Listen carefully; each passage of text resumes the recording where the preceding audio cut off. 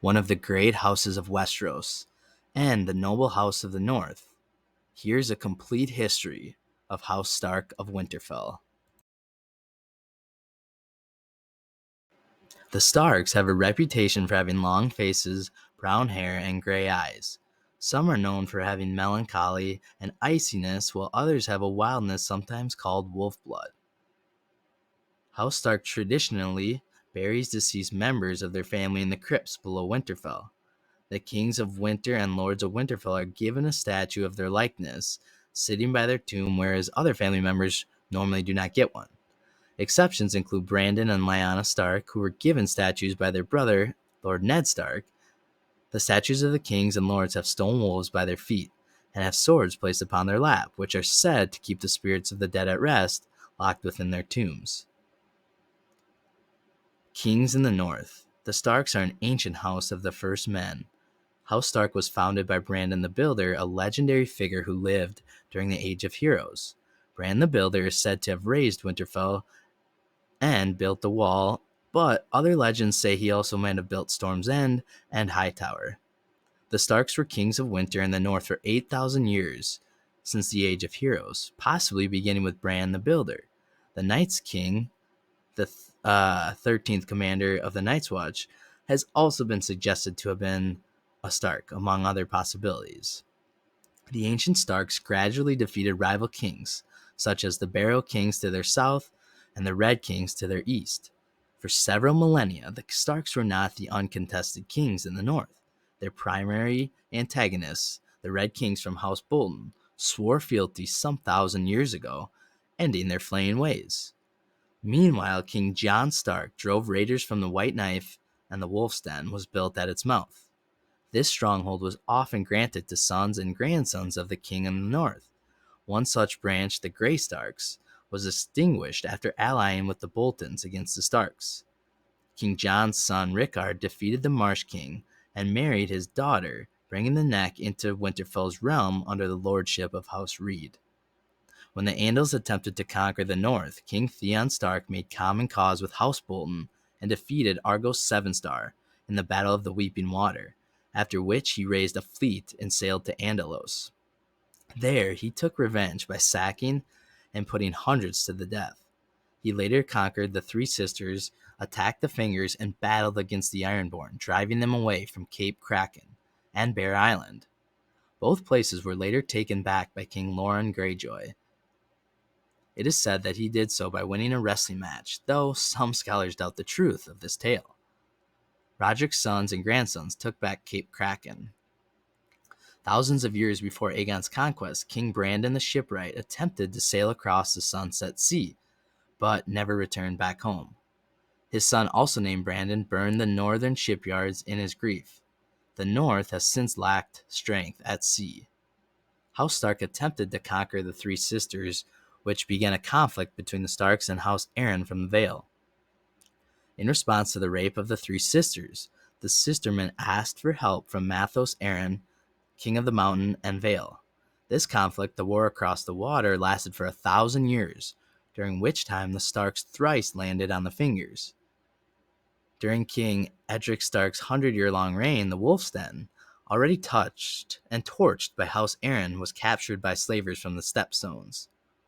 Edric's great-grandson, King Brandon, took back the Wolf's Den, and after 1,000 years of war, the Arryns were victorious over the Starks, and the Valemen have ruled over the Three Sisters ever since. Several centuries before Aegon's conquest, House Manderly was driven into exile from the Manor by Lord Lormar Peake during the reign of Perceon Gardner, King of the Reach. The Starks welcomed them to the north and accepted oaths of fealty from the Manderlys. Possibly around 700 BC, Carlon Stark, a younger son of Winterfell, helped crush a rebel lord. As a result of this and a reward, he was granted lands on which he built a keep named Carl's Hold. Over time, the keep became known as Carhold, and his descendants became House Karstark. The Starks helped repel several major wildling invasions, such as when they and their Umber bannermen defeated their brother kings beyond the wall, Gendel and Gorn, 3,000 years ago.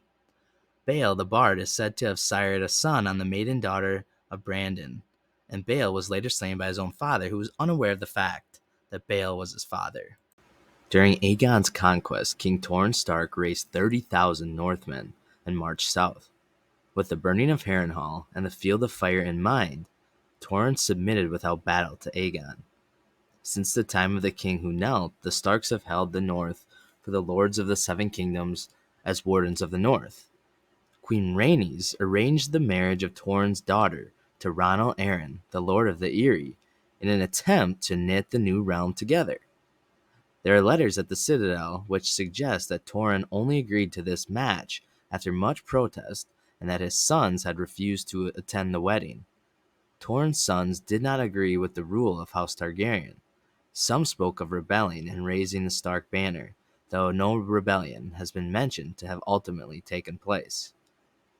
For the next full century after the conquest, the Starks remained aloof from the royal court and disinterested in politics affecting the rest of Westeros. Historians such as Yandel barely remark upon the Starks during this time period. At some point, rule of the North passed to Roderick Stark, and Roderick was succeeded by Brandon the Boastful. Brandon the Boastful attended the Golden Wedding in 49 AC, along with his sons Walton and Alaric, though Brandon died soon after his return from it to the north. Despite earlier rumblings of dissent by Torrhen's sons, the Starks were not among the wave of localized rebellions that popped up against Aegon's son Aenys I. The Starks took no part in the ongoing faith militant uprising against Aenys and then his tyrannical brother Maegor the Cruel. As the North follows the old gods, they did not heed the High Septon's calls for rebellion. Moreover, the North was never singled out for mistreatment by Maegor, so they never joined either of the rebellions against him by Aenys' sons, but they didn't actively support Maegor either. The only brief point when the Starks became involved in the conflicts was after Maegor's death. Captured members of the Faith Militant had been exiled to the Night's Watch, and later Aenys' son Jaehaerys I exiled many of Maegor's hardcore supporters to the Wall as well, including surviving members of his old Kingsguard. Neither group had love for Jaehaerys, so soon afterward in 50 AC, the two groups made common cause to rebel against the leadership of the Watch. Lord Walton Stark called his bannermen to intervene and crush the deserters, but survivors fled beyond the wall. Walton pursued them but was ambushed by wildlings and killed by giants. Walton was succeeded by his brother Alaric Stark. In 58 AC, Queen Alysanne Targaryen visited Winterfell and was received by Lord Arlach, who was initially cold to her, and Jaehaerys, the new king. Alaric was gradually charmed by Alysanne's visit, however, and his daughter Alara grew particularly close to the queen during her visit. Alaric did not attend the tourney in King's Landing, which celebrated the 10th anniversary of Jaehaerys' coronation, sending his sons instead. Alaric ordered his bannermen to put aside half of their harvests in anticipation of the winter of 59 to 60 AC, but not all of the Northmen obeyed, resulting in famine. The Shivers Plague followed later that winter, though no specific casualties are mentioned in the north. Lord Arlach died in 72 AC and was succeeded by his grandson, Edric Stark. Alaric's relationship with the Targaryens remained complicated throughout his reign. According to Archmaster Gildain, Alysanne charmed a reluctant Arlach into granting the new gift to the Night's Watch because even though Arlach was a strong friend to the Watch, he knew the Northern Lords, who already held the lands in question, would not be happy to give them away. According to Maester Yandel, however, the Starks were opposed to the royal demand for a different reason. The Starks feared that under the control of Castle Black, the new gift would inevitably decline, for the Night's Watch would always look northward and never give much thought to their new tenants to the south. Time proved this criticism correct, for as the decades passed, the Night's Watch neglected the new gift and it fell into disuse. Yandel cites that there are archived letters in the Citadel sent by Lord Stark's sons, asking the Maesters about precedents against forced donations of property. Whatever the case, on the whole, Jaehaerys and Alysanne became popular in the north due to their other generous donations to the Night's Watch, and their construction of the new King's Road, extending from the Neck to Winterfell and finally to the Wall. The Dance of the Dragons. House Stark, during the Dance of the Dragon, Edric was eventually succeeded by Ellared Stark, who attended the Great Council of 101 AC to determine the new heir of Jaehaerys. The final vote came to a choice between Viserys, who we see in House of the Dragon, and Laenor Velaryon. Viserys was the candidate that Jaehaerys preferred himself, and he won the final vote by a landslide, though the Starks were among the minority of lords who had supported Laenor. Yandel believed in his history that the reason why Ellared voted against Jaehaerys' preferred successor is because the Starks were still bitter about Jaehaerys forcing them to donate the new gift to the Night's Watch, leading to its mismanagement. This vote would have long-standing consequences as it pushed the Starks closer to the Velaryon faction at Viserys' court, and threw them to ultimately side with Rhaenyra during the Dance of the Dragons. At some point after 101 AC, Ellared was succeeded by Benjen Stark, and later Benjen was succeeded by his son Rickon. Rickon died in 121 AC and was succeeded as the Lord of Winterfell by his only son, 13-year-old Cregan Stark. Rickon's brother Bernard served as regent during Cregan's minority, and when Cregan came of age in 126 AC, Bernard was slow to surrender his power. Relations grew strained between those two, as the young Lord of Winterfell chafed under the limits imposed on him by his uncle. Ultimately, Cregan rose up against his uncle, imprisoned him and his sons, and took rule of the North into his own hands. In 129 AC, as the Dance of the Dragons began, Prince Jacaerys Velaryon recruited Lord Cregan's aid for his mother, Queen Rhaenyra. Even though the North was considered to be too remote to be much influence in the war, Cregan sent the Winter Wolves under Roderick Dustin and knights from White Harbor led by Sir Medric and Sir Torrin Manderly. After the gathering of one last harvest before winter, Cregan led a great army of childless, homeless, unwed, and old men to King's Landing. He arrived after King Aegon II had been poisoned, however, and though he had hoped to punish those lords who had supported the late King Corlys Velaryon, had already sent out ravens suing for peace. While the court awaited replies, Cregan held sway and arrested all those involved in Aegon II's death, as he objected to the murder of a king. The as yet uncrowned Aegon III was cowed into naming Cregan as Hand of the King, though Cregan only served a day in that office, a time known as the Hour of the Wolf. Lord Stark held traits for 21 out of 22 of his prisoners, and trials for them, with Corlys the only one spared a trial. Aegon III pardoned Lord Velaryon and restored his titles to him, which Cregan allowed when Alysanne Blackwood offered her own hand in marriage. Cregan returned north the next day. During the Regency era that followed the dance, Cregan struggled to hold the North together against several threats. A devastating winter had already begun late in the war, which ultimately lasted 6 years, and in 132 AC, the North was one of the first regions in Westeros struck by the winter fever, which continued through 133 AC. With the North weakened by winter, famine, and plague, a large wildling warband, led by Silas the Grim, seized on the opportunity to force their way south of the Wall. His force of 3,000 raiders overwhelmed the Night's Watch at Queen's Gate and proceeded to plunder the lands to the south. Lord Cregan rallied what few remaining able-bodied men were left among his bannermen, then rode out to hunt down and destroy Sila's raiding bands. Cregan's oldest son and heir was Rickon, named after his own father. Rickon predeceased his father when he died in one of the final battles of the conquest of Dorne, during the reign of King Daeron I Targaryen. House Stark during Blackfyre rebellions and Cregan's successors.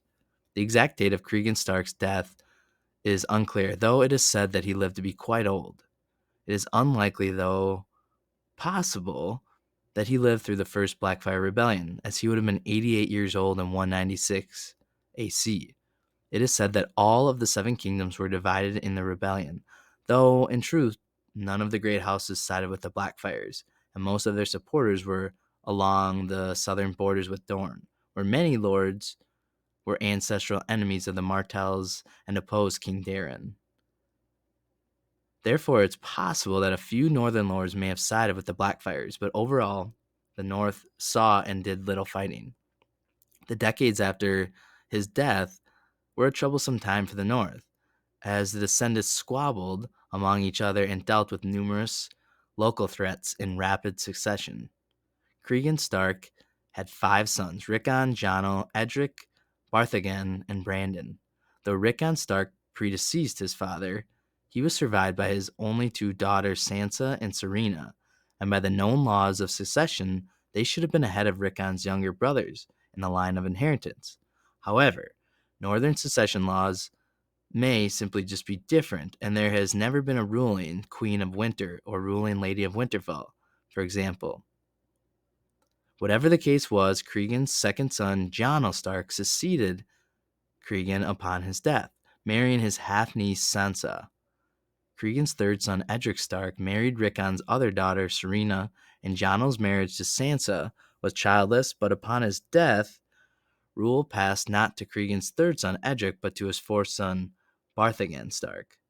While it's possible that Edric predeceased his older brother, Edric did have 2 sons and 2 daughters with Serena, and the daughters had children of their own. Barthagen himself later died childless when he was slain in the Skakosi rebellion during the reign of Daeron II Targaryen. He was succeeded by Cregan's 5th and final son, Brandon, from whom the later generations of House Stark descend from. Convoluted succession challenges remained for decades after this, possibly through Serena and Edric's children.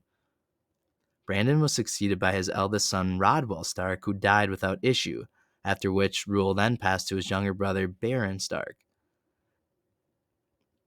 Ultimately, Baron was succeeded by his eldest son, Donner Stark, but when he died without issue, rule passed to second son, William Stark. And in 226 AC, Raymond Redbeard, the king beyond the wall, led a large wildling invasion. Lord William and Harmond Umber, Lord of the Last Hearth, met the wildling host in battle on the shores of Long Lake. Although William was killed by Raymond, his younger brother Artos avenged him by slaying the king beyond the wall. William was succeeded upon his death by his son Edwyle Stark, father of Rickard Stark and grandfather of Ned Stark. Finally, House Stark during Robert's Rebellion. Lord Rickard Stark, urged on by his maester, Waelys, allegedly sought to further southern alliances. He sent his second son, Eddard, to be fostered with Lord John Arryn at the Eyrie at the age of 8. There Ned befriended Robert Baratheon. Rickard betrothed his heir Brandon to Catelyn Tully, the daughter of Hoster Tully, and his only daughter Lyanna to Robert. Rickard's 4 children attended the tourney at Harrenhal in 281 AC, where they met Howland Reed, and after winning the jousting competition at the tourney, Prince Rhaegar crowned Lyanna as his Queen of Love and Beauty, passing over his own wife, Elia Martell. In 282 AC, Brandon Stark was at Riverrun when the date of his wedding to Catelyn was announced. Peter Baelish had been in love with Catelyn for years, as we saw in Game of Thrones, and challenged Brandon to a duel for Catelyn's hand. Brandon won. After the duel, Brandon left Riverrun, promising his bride-to-be that he would soon return. On his way back to Riverrun, however, Brandon heard about Lyanna's abduction by Prince Rhaegar and rode for King's Landing, where he was arrested by Aerys for threatening the life of the crown prince. Rickard, who had been on his way to Riverrun with the wedding party, was summoned to court to answer for Brandon's crime. Brandon and Rickard were executed by Aerys, and Rickard was burned alive while Brandon strangled himself in his attempt to rescue his father. After these executions, King Aerys demanded the heads of Ned and Robert from their former foster father, Jon Arryn. The Lord of the Eyrie refused, however, and raised his banners in revolt. This is the start of Robert's Rebellion. Ned made an arduous journey through the Mountains of the Moon and the Bight to call his banners in the north. The new lord then marched south and won an important victory during the Battle of the Bells, rescuing his friend Robert with the aid of Hoster Tully. Next, he went to Riverrun, where he honored his late brother Brandon's betrothal by marrying Catelyn as part of the alliance to bring House Tully into the rebel fold. One of the principal commanders in the war, Ned took command of the rebel army after the Battle of Trident, following the remnants of Rhaegar's army to King's Landing. Ned arrived at the capital after the sack of King's Landing by Lord Tywin, however, and Lord Stark found Aerys dead and Sir Jaime Lannister sitting on the Iron Throne. He had a falling out with Robert when Robert accepted the aid of House Lannister and condoned the murders of Rhaegar's wife, young daughter, and infant son. Ned rode south the next day to relieve the siege of Storm's End. After Storm's End, Ned and 6 companions went to retrieve Lyanna at the building Rhaegar had named the Tower of Joy, and we know what happened after that. So I hope you enjoyed this detailed video on the history of House Stark and kind of how they came to be in current Game of Thrones day. Thanks for watching. Subscribe if you have not yet, and have a great day.